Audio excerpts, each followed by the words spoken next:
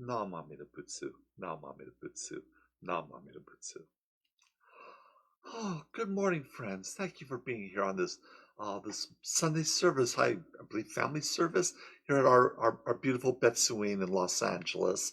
I'm Reverend Frederick Brenion. I'm speaking to you from my home virtually from Yucaipa, California, about 70 miles due east of you. Um, well, it's been I hope a restful time now that we've put Ho'oko behind us and Thanksgiving Day as well. It's that pause, as it were, before the onslaught of the rest of the holidays that are coming. But it's a nice feeling. Just there's a crispness in the air. There's um, a kind of a stillness that could settle on one and everything. And so it's something I've always appreciated growing up and everything. But anyway, today, I think I just want to talk maybe just on a light topic. I think, a lot of us, when we go out for the holidays, sometimes we take in movies with the family and everything. And one set of movies crossed my path and everything. It's been on my mind because in watching them, I felt a lot of Buddhist themes were present in the movie. And I think that's actually a mark of a movie in that if it has Buddhist themes, it means there's something close to reality about it. It doesn't have to mention Buddha or Dharma or anything, but there's something going on that reflects in the story of the characters that strike one. And so I'm going to talk about something that I think gets really to the heart of the matter.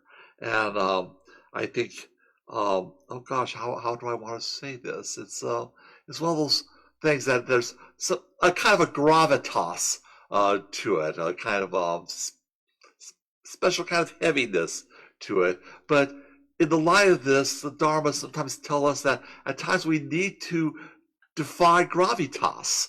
We need to rise above it and get a clearer view of what's going on to see the inner workings. And of course, from these little verbal hints, you know that I just saw Wicked for Good, which is the sequel to the movie Wicked. And let me say right now, if you've not, and I'm not going to give away spoilers or anything, I'm just going to talk lightly about some of the themes, little hints here and there. So if you do go see it, you'll appreciate it. Will say this, that if you've not seen the movie Wicked, you need to see it before you see this one. Basically, this is a two-part movie, and they are integrated together. And so go rent Wicked and then go to the theater and see Wicked for Good. And on top of that, and it surprises me that I even have to say it, but I have discovered that there are people who've never seen the original Wizard of Oz movie with Judy Garland. I don't know how it's possible for anyone not to have seen that movie. So before you see any of the Wicked movies, go watch The Wizard of Oz. MGM, Judy Garland. It's one of the great movies of all time and everything. And then you can appreciate these other movies because they basically take the movie, which depends on the books, and turn it upside down and look differently and take it a different perspective. And I think that's what makes this so interesting, because in Buddhism, we're always taking a different perspective. We're always looking at not selling down on our views, but always to take another view, take another look. And I think that's caught in the title. Of course, if you know the story of the Wizard of Oz, you have the Wicked Witch of the West. You have Glinda the Good and everything. But the series of Wicked, asks the question, who is the wicked one? Who is really wicked? What makes a person wicked? And for that matter, what makes a person good? There are a lot of good people who are not so good. And there are a lot of so-called wicked people who are not so wicked. And I think that's something that comes up that we need to look at, not just through the medium of the film, but also in our own life and in our own teachings. Certainly, Shinran talks about this a great deal. he says so often that, to paraphrase him, that he is the wicked one. And we look at his life, now how can he say that? He's not wicked. Right? But he looks into himself and he sees this. He sees this aspect of himself, that he hungers for praise. He's looking for people just admiring him and everything and rewarding him and everything. And so he says, he looks about, he's doing the Dharma so he can get a good outcome from others. He appears to be good, but inside he's very, very wicked. And so they could have made this movie about Shinran, it would still work the same and everything. And so I think that's a something to look at. But anyway, as I was watching the movie, I just noticed these things. I said, "Oh gosh, that's so much like this teaching," and oh gosh, that makes sense. That's a good way of explaining or looking at it. But I'm not going to give spoilers and everything. But I think you can probably figure out a lot of it yourself and enjoy the films even more. But the plot, and it was one of the themes in there, is that the character who is labeled as being wicked, we know from the get-go she's not that wicked, but she's labeled this. Everybody hates her. They want her dead. There's a song, no one mourns for the wicked. No one weeps for them.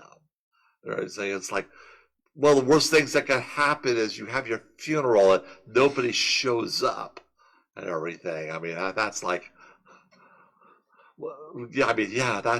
that's one of those things. Nobody shows up. The hatred is so deep.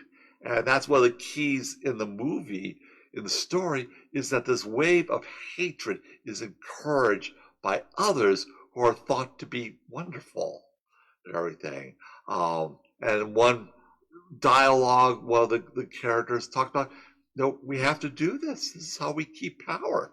We give people something to hate. And there are parts of the dialogue that sound so much like current events in our political news and everything. And yes, that's wicked is what's going on right now, every day, in all kinds of ways and everything. And so we look at that. And we have to think about, who is the wicked person? I have to look at myself. Am I a wicked person? I certainly am no Hitler or any sort of president you might hate or whatever. But as Shinran points out, if causes, conditions, and effects were different, I could be any one of these. Things happen that send people on their path. One has to ask, why is this person becomes this? Why is this person considered great when they're horrid, and back and forth?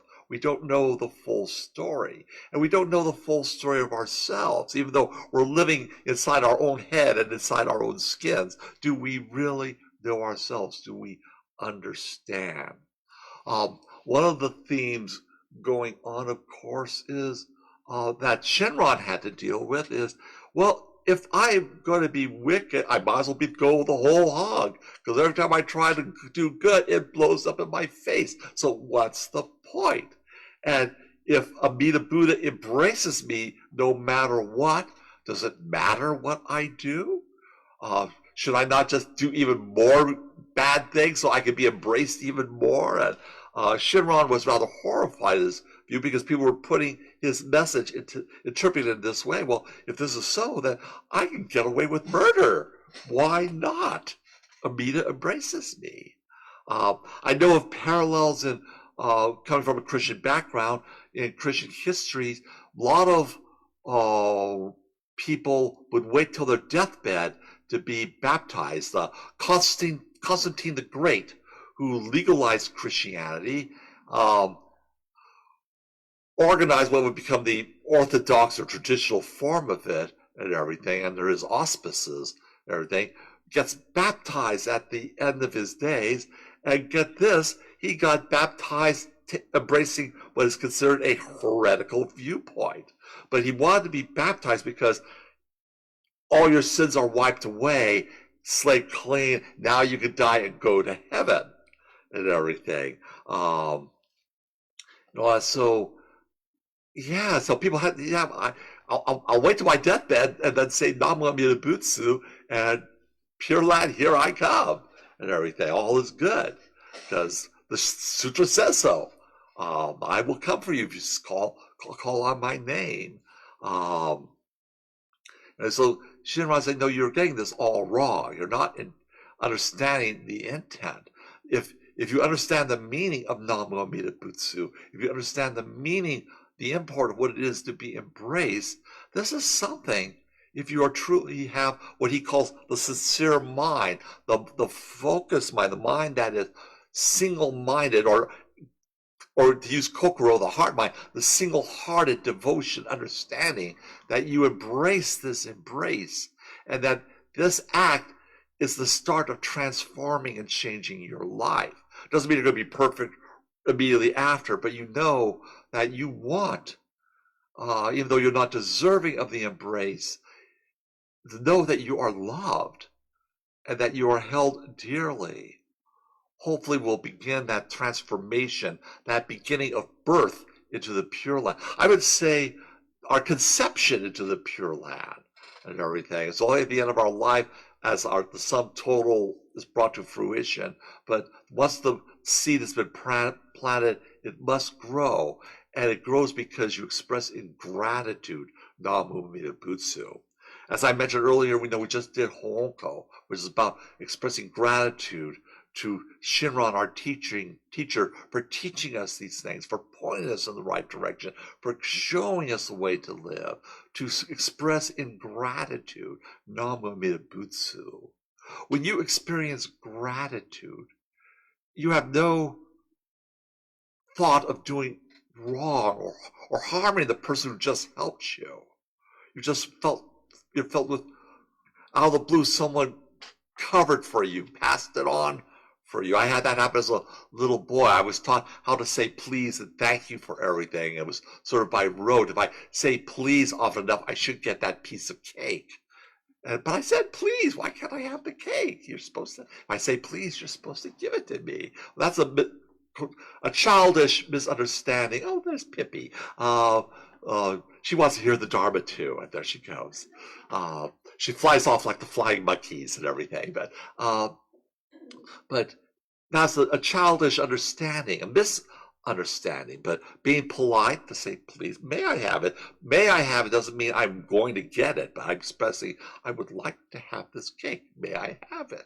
And no, he'll spoil your dinner. Oh, do I have to wait? Yes, you will, but you'll enjoy it more and everything.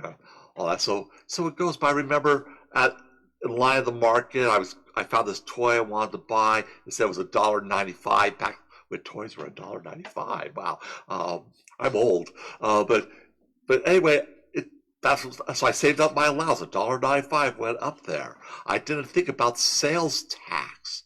And when the register person said it's $2.10 or whatever it was, so I'm under by 15 cents, and I don't have that extra money. And I was surprised. Oh, that's because there's sales tax. And I was just didn't understand what sales tax was.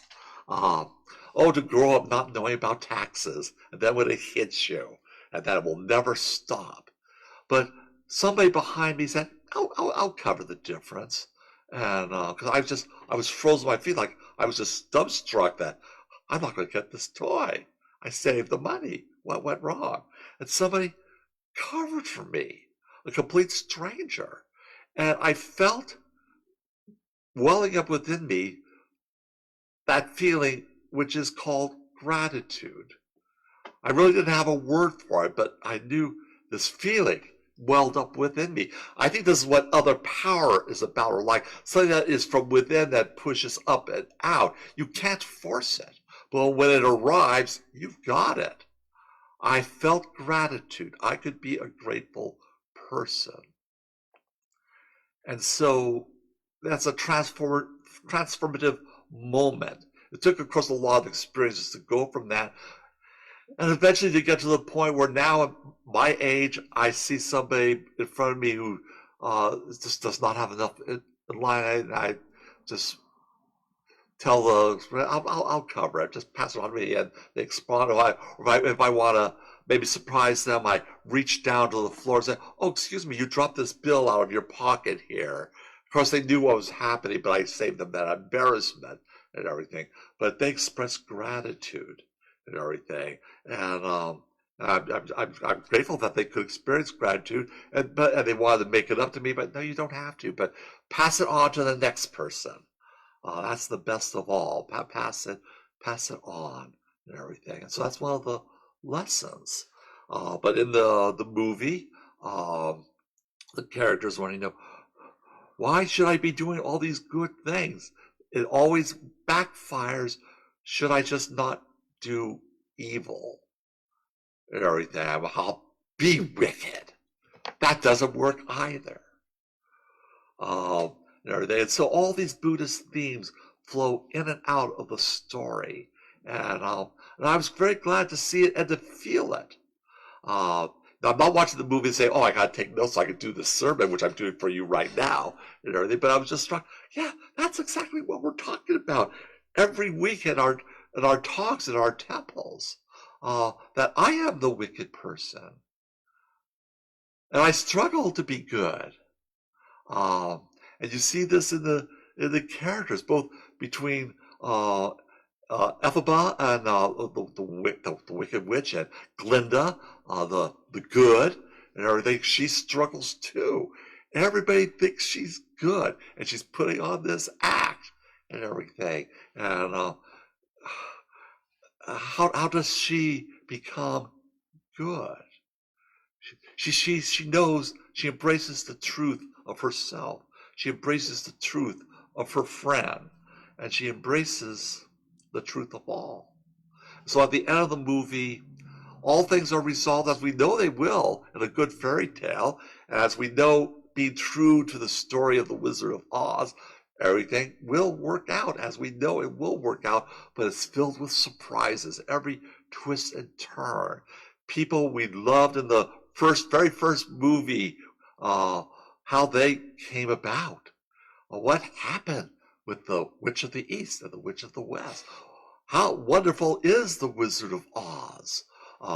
We know in the Judy Garland movie that he's a humbug and everything. So how is this going to play out? How is he going to learn and grow from all of this and everything? So I encourage you, if you have the opportunity, to watch these movies. As I said, to watch Judy Garland first. See the original Wizard of Oz movie. If you can read the book, even better.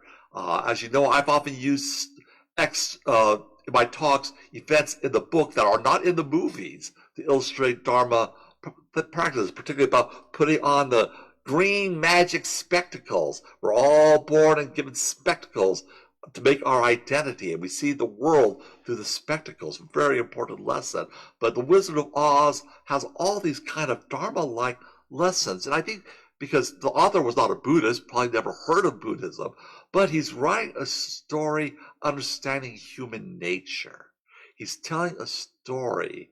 Once upon a time, there was a little girl named Dorothy who wanted to get out of her home and then discovered there's no place like home. A very important message. And this may be a good way to wrap things up here. No, I think that is a theme in the movies. Everybody's trying to find their home. They've lost their homes. And that's, I think, part of the Pure Land. The Pure Land is our true home, the home we want to go back to, the home that is waiting, that embraces us, and it embraces us, and we enter into it with every act of gratitude that we say, every Namu Amida Butsu where I acknowledge I depend on compassion and wisdom. I don't have compassion and wisdom in me naturally or anything, but I ask for it to flow through me, in me, like it did when I was a little boy, just erupt through me. I ask for that. That is my true home. That is my safety. That is my life and everything. Um, Anyway, I hope I didn't give away spoilers or things. I think you're going to enjoy these movies. So, watch if you haven't watched the Judy Garland, watch that. Then do Wicked and Wicked for good, and think about what it means to become for good and everything. Um, if you're going to be wicked for good, does that mean you're going to be wicked, and always stay wicked? Um, or through when you discover your true nature, that you are a bamboo, that you have bono, blind passions. Coming to the truth of this is what unlocks keys, um, which happens at the very, very end. I won't give away anything on that, but there are things to be learned and surprises. So enjoy the movies, but even more, enjoy the stories of your life, because you yourselves are living a story that only you can live. It may not be written in a book. They may not make a movie out of you or me or anything, but maybe the only film I've got is this little video thing here, starring the cat. I'm just the sidekick here, but it is your story of the life is worth reading, worth exploring, worth working out. Only you can write the conclusion for your story, and I think you'll discover that in writing the conclusion or heading to what does it all mean, you'll find that all of us are involved in the story of your life. That's Buddhist interconnectedness. We are all bound up in each other's story, and you are bound up with everybody else's story. So anyway, on that note, on that point, I'm going to put my hand together and say, Namamita Butsu, Namamita Butsu, Namamita Butsu. Thank you very much for being here. Thank you, Kat, for being here. And thank you all. Just thank you. Live the life of gratitude. Namamita Butsu.